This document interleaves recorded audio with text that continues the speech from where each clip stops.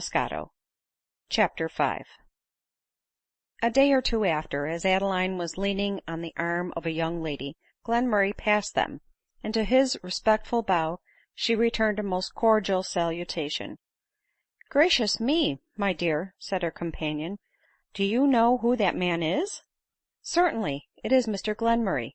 " My good gracious ! And do you speak to him ?"" Yes ; why should I not ?"" Dear me, why, I am sure ! Why, don't you know what he is ?"" Yes, a celebrated writer and a man of genius." " Oh, that may be, Miss Mowbray ; but they say one should not notice him, because he is "" He is what ?" said Adeline eagerly. " I do not exactly know what, but I believe it is a French spy, or a Jesuit." " Indeed !" replied Adeline laughing ;" but I am used to have better evidence against a person than they say before I neglect an acknowledged acquaintance. Therefore, with your leave, I shall turn back and talk a little to poor Mr Glenmurray."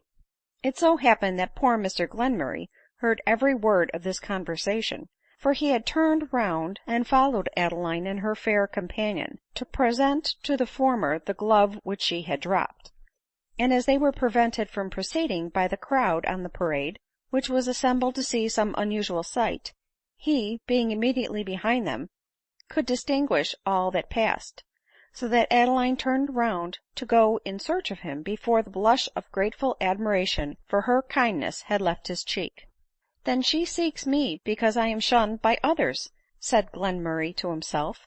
In a moment the world to him seemed to contain only two beings, Adeline Mowbray and Frederic Glenmurray ; and that Adeline, starting and blushing with joyful surprise at seeing him so near her, was then coming in search of him, the neglected Glenmurray. Scarcely could he refrain catching the lovely and ungloved hand next to him to his heart ; but he contented himself with keeping the glove that he was before so eager to restore, and in a moment it was lodged in his bosom. Nor could — I can't think what I have done with my glove, which every now and then escaped Adeline — prevail on him to own that he had found it. At last, indeed, it became necessary ; for Adeline, as she glanced her eye towards Glenmurray, discovered it in the hiding place ; but as delicacy forbade her to declare the discovery which she had made, he was suffered to retain his prize ; though a deep and sudden blush which overspread his cheek, and a sudden pause which she made in her conversation, convinced Glenmurray that she had detected his secret. Perhaps he was not sorry, nor Adeline ; but certain it is that Adeline was, for the remainder of the morning, more lost in reverie than ever her mother had been ; and that from that day every one but Adeline and Glenmurray saw that they were mutually enamored. Glenmurray was the first of the two lovers to perceive that they were so, and he made the discovery with a mixture of pain and pleasure ; for what could be the result of such an attachment ? He was firmly resolved never to marry ; and it was very unlikely that Adeline, though she had often expressed to him her approbation of his writings and opinions, should be willing to sacrifice everything to love and become his mistress. But a circumstance took place which completely removed his doubts on this subject. Several weeks had elapsed since the first arrival of the Mowbrays at Bath ; and in that time almost all their acquaintances had left them one by one ; but neither Mrs Mowbray nor Adeline had paid much attention to this circumstance. Mrs Mowbray's habits of abstraction, as usual, made her regardless of common occurrences ; and to these were added the more delightful reveries occasioned by the attentions of a very handsome and insinuating man, and the influence of a growing passion. Mrs Mowbray, as we have before observed, married from duty not inclination ; and to the passion of love she had remained a total stranger, till she became acquainted at Bath with Sir Patrick O'Carrol. Yes, Mrs Mowbray was in love for the first time when she was approaching her 40th year ; and a woman is never so likely to be the fool of love as when it assails her late in life, especially if a lover be as great a novelty to her as the passion itself ; though not, alas Restored to a second youth, the tender victim certainly enjoys a second childhood, and exhibits but too openly all the little tricks and minauderies of a lovesick girl, without the youthful appearance that in a degree excuses them. This was the case with Mrs Mowbray; and while, regardless of her daughter's interest and happiness, she was lost in the pleasing hopes of marrying the agreeable baronet, no wonder the cold neglect of her Bath associates was not seen by her. Adeline, engrossed also by the pleasing reveries of a first love, was as unconscious of it as herself. Indeed, she thought of nothing but love and Glenmurray, else she could not have failed to see that while Sir Patrick's attentions and flatteries were addressed to her mother, his ardent looks and passionate sighs were all directed to herself. Sir Patrick O'Carroll was a young Irishman, of an old family but an encumbered estate, and it was his wish to set his estate free by marrying a rich wife, and one as little disagreeable as possible. With this view he came to Bath, and in Mrs Mowbray he not only beheld a woman of large independent fortune, but possessed of her great personal beauty, and young enough to be attractive. Still, though much pleased with the wealth and appearance of the mother, he soon became enamored of the daughter's person, and had he not gone so far in his addresses to Mrs Mowbray as to make it impossible she should willingly transfer him to Adeline, and give her a fortune at all adequate to his wants, he would have endeavored honorably to gain her affections, and entered the lists against the favored Glenmurray. But, as he wanted the mother's wealth, he resolved to pursue his advantage with her, and trust to some future chance for giving him possession of the daughter's person. In his dealings with men, Sir Patrick was a man of honor; in his dealings with women, completely the reverse. He considered them as a race of subordinate beings, formed for the service and amusement of men, and that if, like horses, they were well lodged, fed, and kept clean, they had no right to complain. Constantly, therefore, did he besiege Mrs Mowbray with his conversation, and Adeline with his eyes; and the very libertine gaze with which he often beheld her gave a pang to Glenmurray which was but too soon painfully increased. Sir Patrick was the only man of fashion who did not object to visit at Mrs Mowbray's on account of her intimacy with Glenmurray; but he had his own private reasons for going thither, and continued to visit at Mrs Mowbray's, though Glenmurray was generally there, and sometimes he and the latter gentleman were the whole of their company. One evening they and two ladies were drinking tea at Mrs Mowbray's lodgings, when Mrs Mowbray was unusually silent, and Adeline unusually talkative. Adeline scarcely ever spoke in her mother's presence, from deference to her abilities; and whatever might be Mrs Mowbray's defects in other respects, her conversational talents and her uncommon command of words were indisputable. But this evening, as I before observed, Adeline, owing to her mother's tender abstractions, was obliged to exert herself for the entertainment of the guests.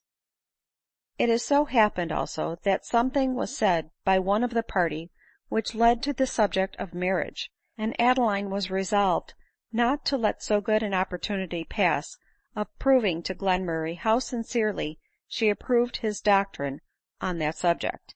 Immediately, with an unreserve which nothing but her ignorance of the world and the strange education which she had received could at all excuse, she began to declaim against marriage, as an institution at once absurd, unjust, and immoral, and to declare that she would never submit to so contemptible a form, or profane the sacred ties of love by so odious and unnecessary a ceremony. This extraordinary speech, though worded elegantly and delivered gracefully, was not received by any of her hearers, except Sir Patrick, with anything like admiration. The baronet, indeed, clapped his hands and cried, "Bravo! A fine spirited girl, upon my soul!" in a manner so loud and so offensive to the feelings of Adeline, that, like the orator of old, she was tempted to exclaim, "What foolish thing can I have said that has drawn forth this applause?" But Mrs Mowbray, though she could not help admiring the eloquence of her daughter, eloquence which she attributed to her example, was shocked at hearing Adeline declare that her practice should be consonant to her theory; while Glenmurray, though Adeline had only expressed his sentiments, and his reason approved what she had uttered, felt his delicacy and his feelings wounded by so open and decided an avowal to her opinions, and intended conduct in consequence of them; and he was still more hurt when he saw how much it delighted Sir Patrick, and offended the rest of the company, who, after a silence, the result of surprise and disgust, suddenly rose, and coldly wishing Mrs Mowbray good night, left the house. By Mrs Mowbray the cause of this abrupt departure was unsuspected; but Adeline, who had more observation, was convinced that she was the cause of it; and sighing deeply at the prejudices of the world, she sought to console herself by looking at Glenmurray, expecting to find in his eyes an expression of delight and approbation. To her great disappointment, however, his countenance was sad, while Sir Patrick, on the contrary, had an expression of impudent triumph in his look, which made her turn blushing from his ardent gaze, and indignantly follow her mother, who was then leaving the room. As she passed him, Sir Patrick caught her hand rapturously to his lips, an action which made Glenmurray start from his chair, and exclaimed, "Upon my soul you are the only honest little woman I ever knew. I always was sure that what you just now said was the opinion of all your sex, though they were so confoundedly coy they would not own it." "Own what, sir?" asked the astonished Adeline. "That they thought marriage a cursed bore, and preferred leading the life of honor, to be sure." "The life of honor? What is that?" demanded Adeline, while Glenmurray paced the room in agitation. "The life, my dear girl, which you mean to lead — love and liberty with the man of your heart." "Sir Patrick," cried Glenmurray impatiently, "this conversation is—" "Prodigiously amusing to me," returned the baronet, "especially as I never could hold it to a modest woman before." "Nor shall you now, sir," fiercely interrupted Glenmurray. "Shall not, sir?" vociferated Sir Patrick. "Pray, gentlemen, be less violent," exclaimed the terrified and astonished Adeline. "I can't think what could offend you, Mr Glenmurray. In Sir Patrick's original observation, the life of honor appears to me a very excellent name for the pure and honorable union which it is my wish to form, and—" "There, I told you so," triumphantly interrupted Sir Patrick, "and I never was better pleased in my life. Sweet creature! At once so lovely, so wise, and so liberal."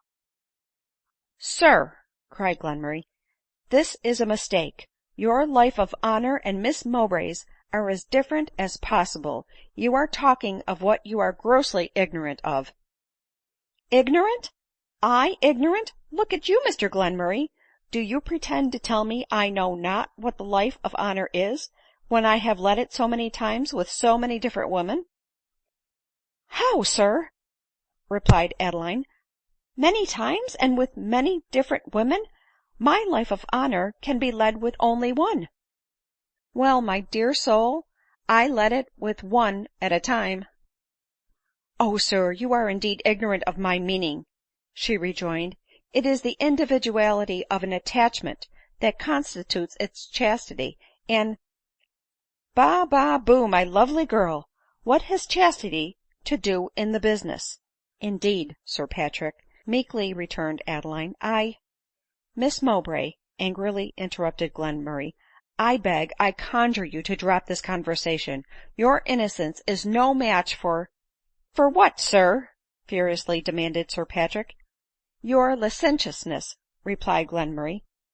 "Sir, I wear a sword," cried the baronet. "And I a cane," said Glenmurray calmly, "either to defend myself or chastise insolence." "Mr Glenmurray! Sir Patrick!" exclaimed the agitated Adeline, "for my sake, for pity's sake, desist." "For the present I will, madam," faltered out Sir Patrick; "but I know Mr Glenmurray's address, and he shall hear from me." "Hear from you? Why, you do not mean to challenge him? You cannot suppose Mr Glenmurray would do so absurd a thing as to fight a duel? Sir, he has written a volume to prove the absurdity of the custom.